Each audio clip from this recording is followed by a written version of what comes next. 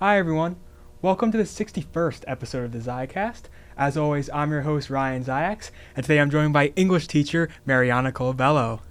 Say hi. Hi. I don't know if I waved in the right direction, but there's a lot going on for me right now. Yeah, no, don't worry, you waved in the perfect direction. Okay. And I'd like to shout out episode 1 guest Jeff Fish for filling in to Technical Direct. So Marianna, my show, I interview my friends, get to know them better, and I'm very excited to learn more about you, so how about you tell us a bit about yourself? Awesome. That's such a loaded question. I honestly, there's a lot. Okay, so I guess I'll just start. I'm a senior, obviously, here at Quinnipiac. And I'm an English major. I'm a 4+1 English and education major. But I didn't always used to be that. I was athletic training and PT my first 2 years here, which was a huge switch. So I originally went into that because I played soccer my whole life, and I was a really big athlete. I played competitive soccer for the longest time, and it was basically all I did from like probably 4th grade all the way to senior year of high school. So that definitely took up a lot of time, and then I ended up tearing my ACL sophomore year of high school, and I got it fixed in the summer.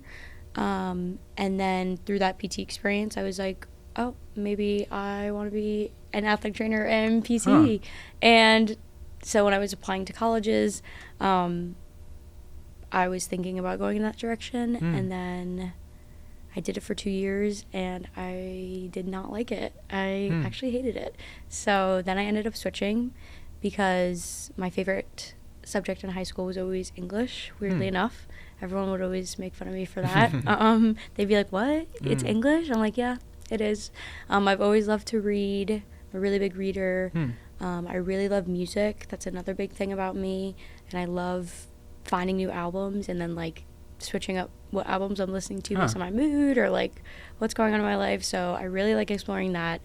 And so, yeah, I loved English in high school, so I thought, maybe I should try my turn at some English classes. And I also had a lot of help from a former professor who used to be here, who was my first year English teacher, and he helped me a lot.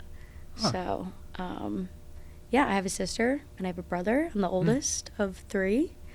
I'm from Westchester, New York, so not too far, about an hour away.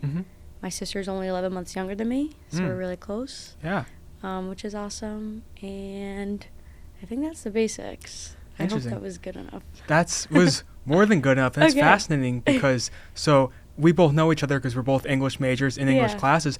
My older brother is actually a physical therapy graduate. Are you serious? And he majored in that. Oh, from where? What school? Quinnipiac.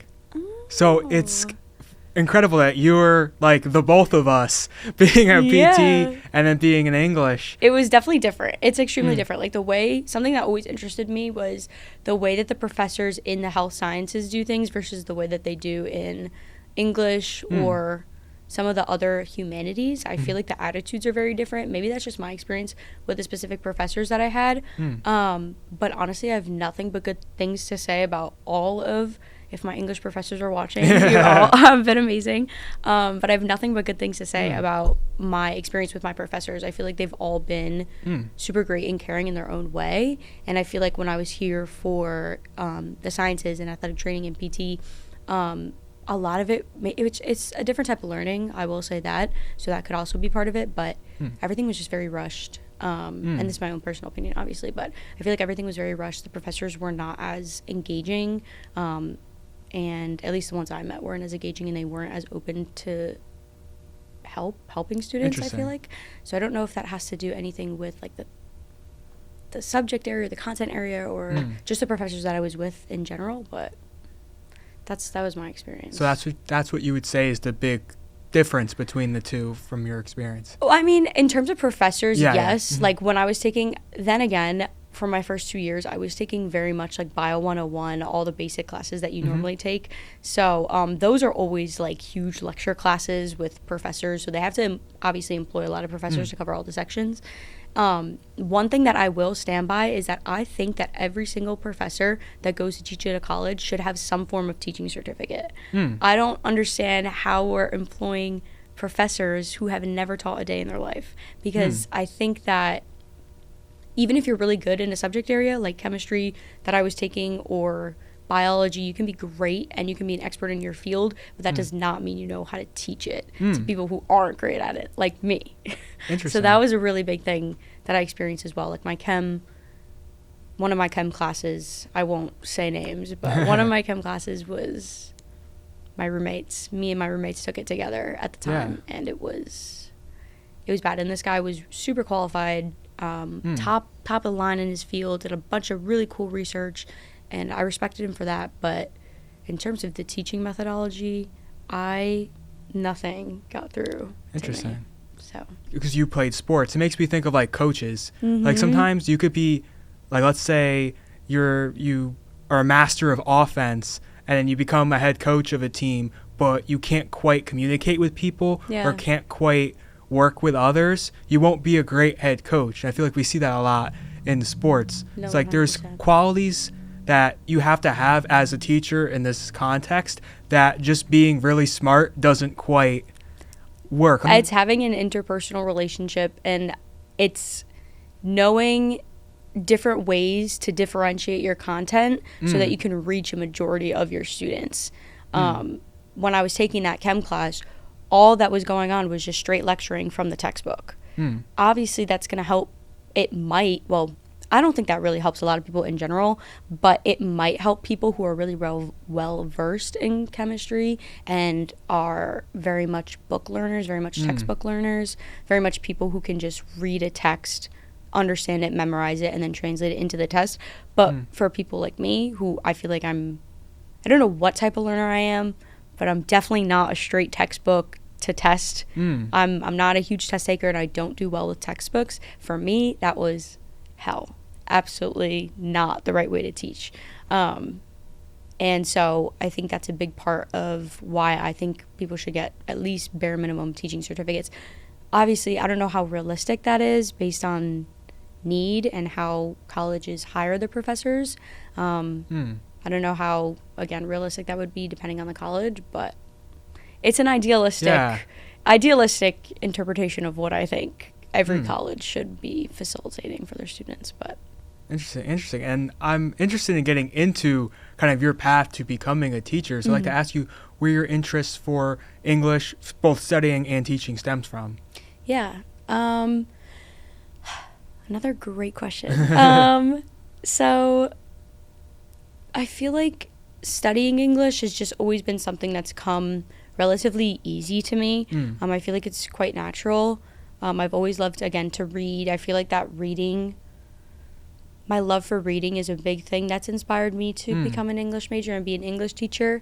I had many experiences throughout high school and just in my childhood where reading was such a big part of my daily life, and it was something that was very much facilitated in my household. My sister was a big reader. My brother's a big reader. Oddly enough, my parents aren't big readers, but they were like, you guys need to read, which I think is good because not enough people read anymore. And I won't say I try to read every day, and I think that's something that's, again, stemmed from when I was younger and just really getting into books that I liked or loved, really. And I think that's a big thing for kids nowadays or students nowadays, is just being able to find books that get you excited about something, whatever topic that may be, whatever genre that may be in, whatever way that you like to interact with words on a page or just reading in general. I think that's really important, and I think I was always really into science fiction books, romances, you name it. Those were kind of the categories that I gravitated towards. Young adult fiction was huge in my life. I love young adult fiction. I think it's something that everybody should have access to and be able to interact with, because there's a lot of great stuff and a lot of great authors out there, especially like for middle schoolers and high schoolers who are going through their own struggles and different things in life. And I think it's something it's really relatable to have words on a page kind of explaining or describing something that you might also be going through. I think that's really necessary, and I would say that's where a big part of my love for reading and writing came from, because they're interconnected. So I would say it started with that. And then in terms of being a teacher, it was a little non-linear. I'm a lifeguard instructor over the summer. So I have my lifeguard lifeguarding instructor certification and my water safety instructor certification. I've been a lifeguard since I was a sophomore in high school. So I just work at the town pool. But over the years, I've been able to kind of work my way up. And now I can teach other lifeguards how to be lifeguards, which has been a really fun process. Definitely not something I foresaw myself doing. But it's cool because I always had an interest in emergency medicine and first aid. And that was one aspect of athletic training that I really enjoyed. I love my emergency medicine class. I took an athletic training class and then an emergency medicine class, both of which I really, really enjoyed. And so I feel like I'm able to use that and still use some of the things I learned in those classes in my lifeguarding job over the summer, which has been great. But since I became a water safety instructor, I've been able to teach swimming lessons too. So when I was younger, my mom threw us in swim lessons for years. And I distinctly remember disliking heavily, I won't say hating, but heavily disliking, or heavily not wanting to go. Very much not wanting to go to swim practice or swim lesson. But we have a pool at our house, and her biggest fear was, God forbid, something happening to one of us. So we did swim lessons for a while. That's how that kind of started. And then, then I got my water safety instructor. And so I'm rambling, but the moral of the story here is that ever since I got my water safety instructor certification, I have been able to teach lessons a lot, which has been great. And I feel like that in some ways solidified my path to becoming a teacher. I think that's helped a lot. Just getting experience with kids and being able to practice instructional techniques has been really cool in another content area other than English. So I think that's helped a lot. I love sharing information. I mean, being a tour guide on campus helps a lot with that too. Just like giving people information, sharing it with them, answering questions. I always love, or one goal of mine is just to be able to, in high school, I loved Socratic seminars. And so I always imagined myself becoming a teacher and being able to run my own Socratic seminar and just have book club in my class every single day. And that's definitely something I very much look forward to. And then the last part of it was just, I feel like I was kind of in a situation where I was an athlete. I really liked emergency medicine. I liked first aid stuff. I really liked to read. I liked to write. And I had all these different kind of like interests from two sides that I didn't really know how to combine. And I feel like teaching is a really great way to kind of meld all of those together. I feel like teaching is a very specific job where you can take a lot of your different interests and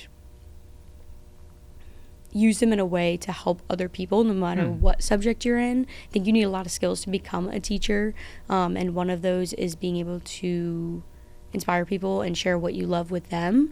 And so I feel like ultimately after my time as a lifeguard instructor and then just kind of being like, I don't know where to go from here, I don't know what to do, I feel like teaching was a very natural way to combine everything together. From Baywatch to the classroom. You could say that. Say that. Yep. And let me hit you with a juicy question. If you had to recommend one book to people to get them into reading, what would it be? That's so hard because there's so many good books out there. I'm going to take first a cop-out and say that you should find any book, regardless of what it is. As I said before, that something that piques your interest, I think, is the big thing. I would also recommend anything young adult. Even if you're our age, read something young adult fiction. Go back to the basics. Not that that's basic, but finding something that generally interests you in a young adult fiction genre. I think everybody should read at least once.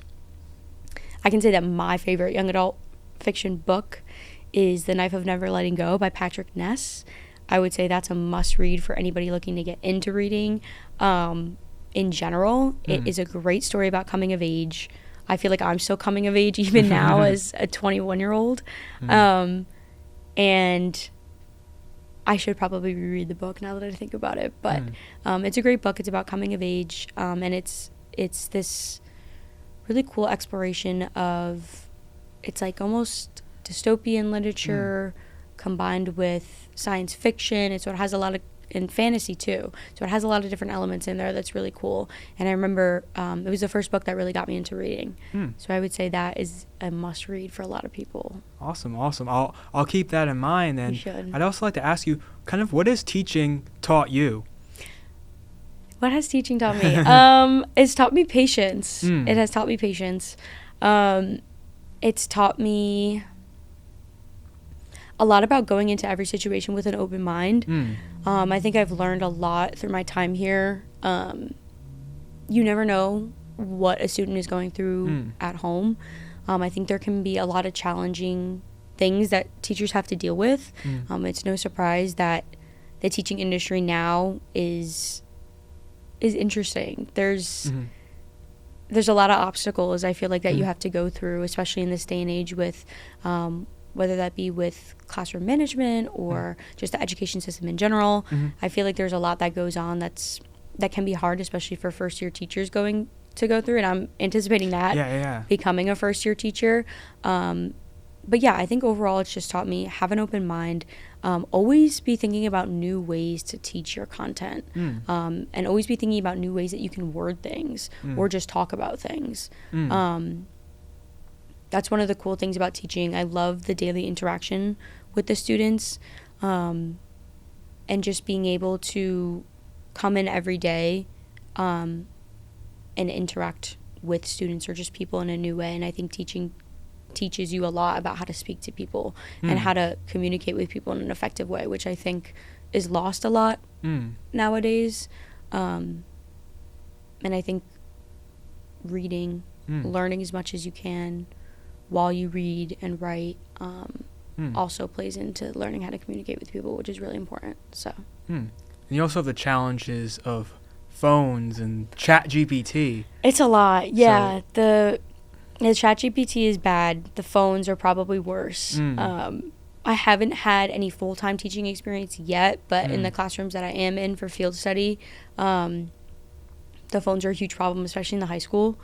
I know there's incentives now to ban phones completely from all schools. Like, I don't know about you, but my high school, we were not allowed to have our phones at all. So it was a very different experience for me growing up. Or maybe it wasn't even that we weren't allowed, but I just feel like people were on their phones, but it was almost like a certain level of respect that we had too, where it was like, I'm not going to take out my phone right now. And that could very much just be, and I know that's me, isolated experience. So I'm sure other people have very different experiences, but where I went to school, I feel like we didn't, I mean, it was still a problem, but it was not as bad as it is now. And I think, I hate to say it, but I was just talking about this today in one of my classes. I feel like COVID had a big impact on students and their use or maybe abuse of technology. And it's shorter attention spans too. Like, they're constantly on their phones. They're not able to read for consecutive 10, 15 minutes because of their short attention spans. It's just the constant dopamine hits that's kind of affecting everybody. So it's a struggle, but we always talk about new ways to kind of implement recognizing that phones and ChatGPT are going to be here because they're going to be here. I feel like the phones are a little bit easier. It depends really, I think, on your administration, the school you're at. I think ChatGPT is something that we're always going to have to acknowledge is there, and I think we're going to have to be open and honest with our students about using it. One of my professors last year always talked about recognizing ChatGPT as a resource to plan, but not as a resource to obviously copy and paste or steal ideas from. So like, if you wanted to, I wouldn't be opposed, I don't think, I mean, I'm probably going to regret saying this when I'm actually a teacher, but I feel like I wouldn't be opposed to students using ChatGPT to plan a paper out for them or reorganize, or I think it's really good for rephrasing topics that are complicated to understand. But I feel like now, even students, even if I said that, or even when we do say that now, there's always going to be a couple students who are using it regardless. But it's pretty easy to tell, I feel like, when students are using ChatGPT. Another workaround that I think I'm going to use is creating questions that are more opinion-based and experience-based rather than just fact-based. So the students have to consult the book or literature or whatever we're reading for different quotes and things, but also incorporating those quotes and citations with their own experiences. So creating questions that promote almost opinion writing. Yeah. And that might be more interesting to kids as well, if they're able to pull from their own lives instead of being very analytical about a story. Yeah. And I also think you talk about COVID. It's also socially and emotionally too. I feel like kids were very stunted. I know I was set back like 2 years from COVID. So I kind of understand what you mean by that. Yeah. Yeah. I don't think people talk about it enough. I don't think people recognize that like some students in certain school districts lost like a year of school because not everybody has the resources for a computer or Wi-Fi or online school. So all those students lost like a full year of learning. And these are developing students who they need constant reinforcement, and they need constant reinforcement of the topics that are being taught. And so losing that, I feel like just having access to technology where COVID forced us to be on the computer. It forced us to be on our phones all the time. In some ways, I feel like, and there wasn't much that parents could do about it. Like you're at home all day. I mean, there's little things here and there, but it definitely fed the addiction to technology. Yeah, and it's fascinating to think of English, like the oldest thing on paper, now with technology and all these other things. So it's interesting just how the way things change and the way things evolve, kind of like you noted. But to get into things more about you, I'd like to ask you, what are some things people might not know about you, like fun facts? Fun facts. You shared a great one at the beginning with the PT track, which I had no clue of, but if you have anything more to share. More lore, I suppose. Yes. Perchance. I have a dog named Ella. She's 14. She's a Wheaten Terrier. I love her. I miss her. I've had her since I was 9. I got her for Christmas. It was like my one wish. Christmas Day when I was 9, and she's been with us ever since. So we love her. What are some other fun facts?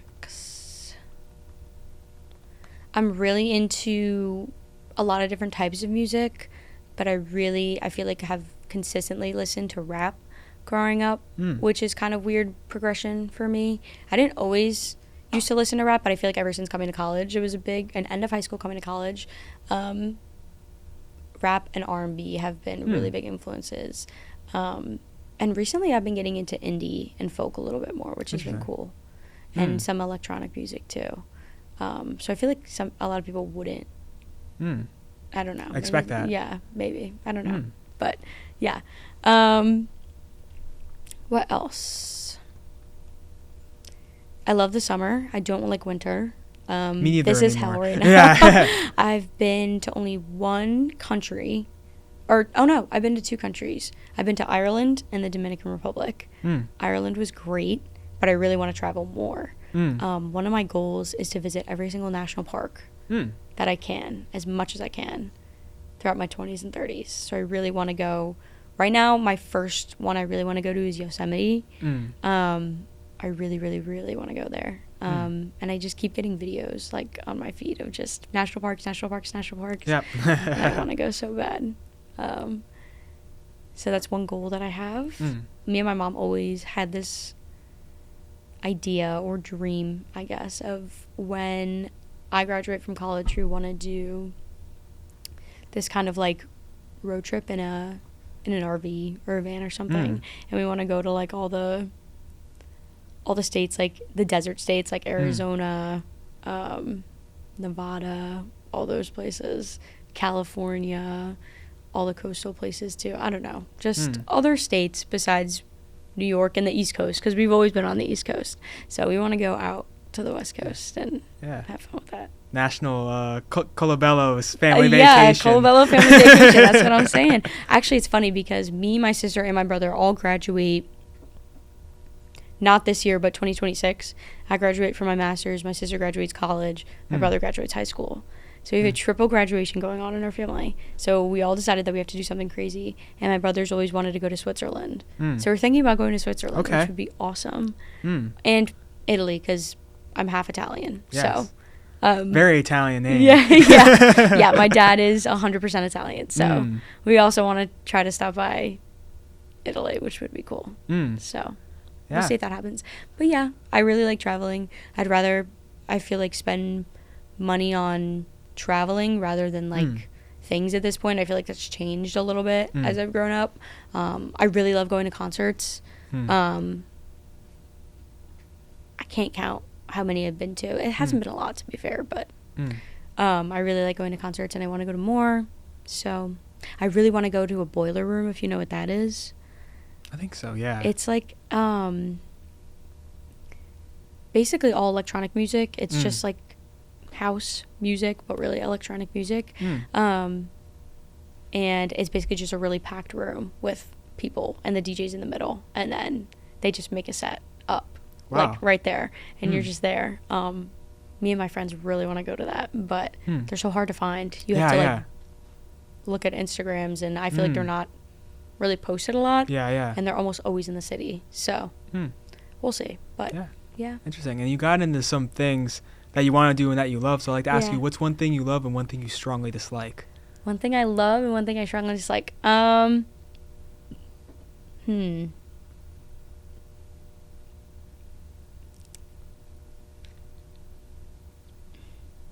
thing I love. Maybe let me think about one thing I strongly dislike. Just in general? Just anything? Anything. I strongly dislike tomatoes. That is one thing I strongly dislike. I also strongly dislike smacking. That's one of my pet peeves. Like when people smack when they chew. Okay. That's the first thing that's come to mind. Tomato. Yeah. Basically. And one thing I really love.